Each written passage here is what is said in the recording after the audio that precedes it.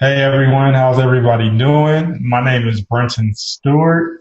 Hi, my name is Warren Souza, and we're the creators of PPT's Emotion. Today in Pre-PT Talks, we have Jacari Riggins. Hey, how you doing, Jacari? Hey, how you guys doing? Good, good. And we living, man, living it up, living it up. Thank you for joining us today. We've known Jacari for about a year now. We've met about a year ago in the acceptance system, pre-PT grind, where they help other students like us, pre-PT students, get accepted into PT school. They help with the clarity of your vision, knowing how to map out the steps that you need to do to be able to get into PT school. And we met online, and then we met in person at the Smart Success Healthcare Conference in Clearwater, Florida. And that's when it became real. Like everybody connected. We all started talking about our niches, and we were all in this little powwow, and everything was just real. We began a brainstorm together and really started taking off on our journeys to doctors of physical therapy and taking action. Right. So, Jakari, for the first question, can you please introduce yourself to the audience, who you are, where you're from, and things you would like to share about yourself? Right. Okay. So my name is Jacari Riggins. I'm a pre-physical therapy student. I'm currently in my junior year, but I'm about a year away from applying to PT school. I'm originally from South Florida, Miami, 305. And I play soccer. I played soccer for about as long as I can remember. So I'm a student athlete. I play college at the D3 level right now. I started out at D2 and transferred just to basically manage my studies more, a lot better, I guess you could say. And yeah, I'm kind of like a pre-PC entrepreneur, I guess you could say. And I just really want to help other students like me, especially athletes like me, and take a really holistic approach to everything I do and trying to help student athletes in all aspects of being their best selves.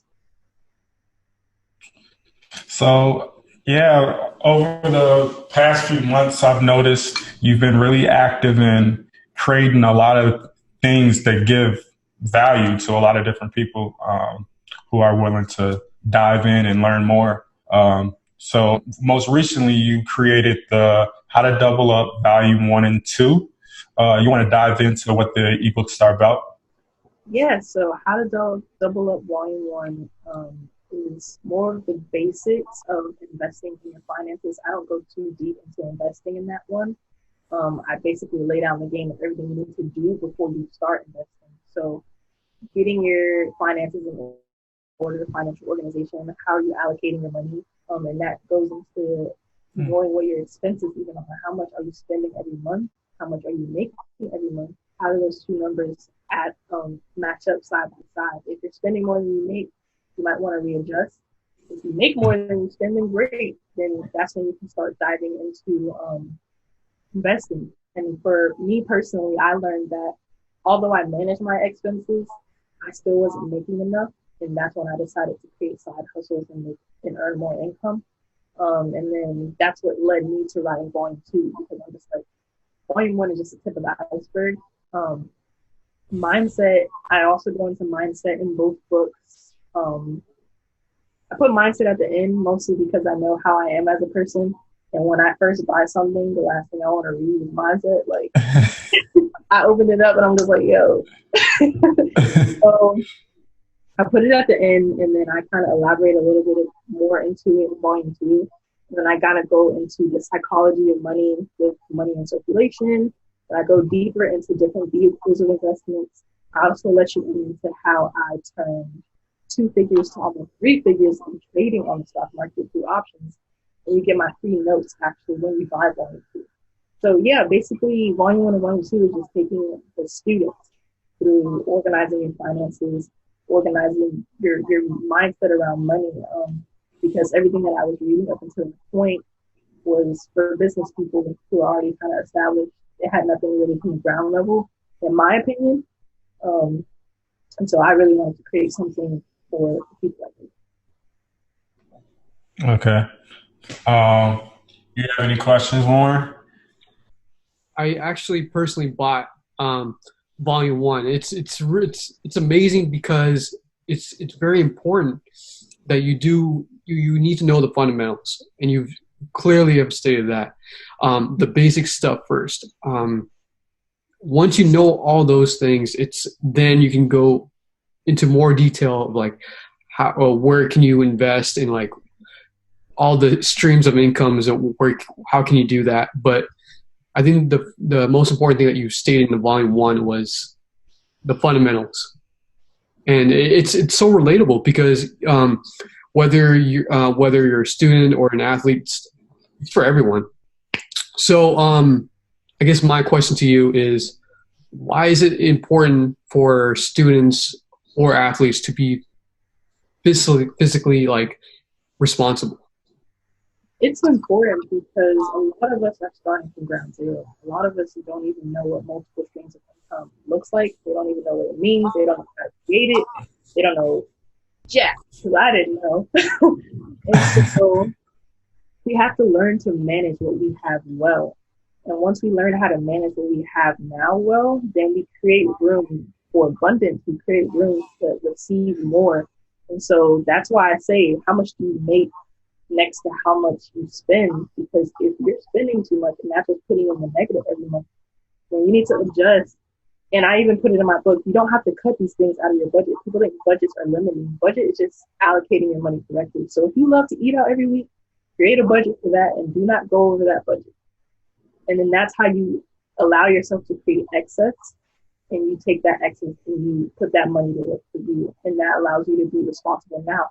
And when you build those habits in college and you start investing in college, that sets you ahead because then you start to better.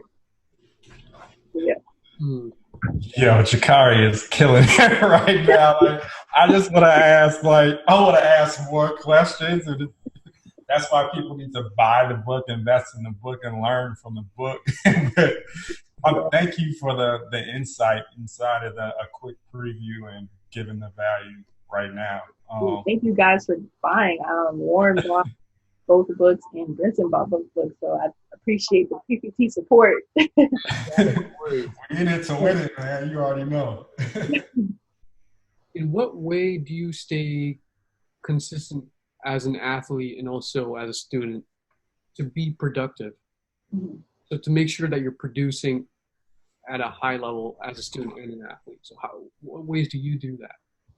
Yeah, so I just try to maintain consistently and constantly try to maintain a level of uncomfortability. I feel as if I can't ever just sit back on my heels and go with the flow. I feel like I have to constantly be pushing myself out of my comfort zone and going out to the margins a little bit, because when you get comfortable, that's when, shit hits the fan a little bit. And just even as an athlete, turning it into an athlete kind of perspective, if I'm comfortable as a forward and I'm scoring goals, my teammates aren't really going to be happy. I scored maybe one goal and I'm like, all right, I got my goal, I'm good. But no, we want to excel. We want to be successful. We want to exceed. And so they're probably looking for 3 or 4 because I'm comfortable. Or as a student, I have a couple B's. And I'm like, all right, well, I'm good. I'm not failing. I don't have D's, I don't have F's, but I know where I want to go as far as PT school. I know I want to be a competitive applicant. And so maybe I can push for a couple A's. Maybe I can go out a little bit and push myself. And so I'm constantly looking to be uncomfortable, especially with just the things that I do outside of school and being an athlete. I know I just can't sit back. I have to find some level of uncomfortability, and that challenges me because now I'm like, well, what else is there to do? Mm-hmm. Warren, let me ask Jacari a question real quick. Go ahead. I want to know, Jacari, so have you taken any of your science classes yet? Yes, I am currently in chemistry 2. I've taken anatomy. I'm going to take physics in the summer. Okay. Biology, yeah, I've taken them. So what would you recommend as taking classes together? Because I know those classes get so deep, and it's a lot of memorization of formulas and analyzing things. So what, I don't know, you don't have to do all of them, but for example, like chemistry, what would you recommend taking that with in one semester, or physics? Right. So I'll say chemistry. You want me to recommend classes that you should take together? Yes. Okay. Yeah, no. I took chemistry 1 just by itself, and then this semester I'm taking chemistry 2 and I'm taking physics. And honestly, like, people say it's unrelated, but when I like do something well in statistics, I really see it translating into chemistry. I don't know why. Maybe just that's just how I am. So I recommend doing like a math with a science, especially something like chemistry that's so heavy on, you know, formulas, and you have all these different things. It's the same thing with statistics. You're plugging things into formulas, and it really translates. And so I would recommend that. I really hated like taking like English classes with my science. It's like I'm like, I gotta look at all these numbers, now I gotta go look at all these words, like and it was just like, but I recommend a math with the science just because the two just one and one, really. One and the same. Facts. Thank you. You definitely helping me out with that too, because I'm coming up to taking like my chemistry classes, and I'll probably take pre-calc by itself this summer. Mm-hmm. Yeah, I'm just trying to figure out how to take my chemistries and all my physics and stuff, and get advice from those who have been already taking it, and try to, you know, lead for the best way, best pathway, man. So. Definitely. With that being said, what's the necessary step for students and athletes they should always do? It's a must. Okay, yeah. So a must that all students or athletes should do, period, is really just find a way to separate yourself, to do your own thing. You can't really work to follow the crowd. And that honestly works in investing too. I don't know if you guys ever looked at a contrarian investor, but like, and I put this on my Instagram all the time. They're panicking right now because we're in the recession, so they're selling. You need to be buying. And then when they're buying because stocks are going back up, you need to be selling. Things like that. You don't want to go with the crowd. You want to try and find the thing that people aren't doing and capitalize on that, because going with the crowd makes you just like everybody else. But that's something that we've learned as PT students, PPT applicants. Is just like, we want to be standout applicants. We want to be different than the crowd. So, like, I relate it to being an athlete. The best athletes stay after practice. The best students stay in the library late to study. Like, you just have to find the things that people aren't doing and do those things, because in the long term, that's what's going to set you apart. Right. And again, it's I said this earlier too. What you just said there was perfect when you said, what are students doing that separates them from the crowd? Mm-hmm. And also a big one could be like waking up as early as possible to do your work. Right.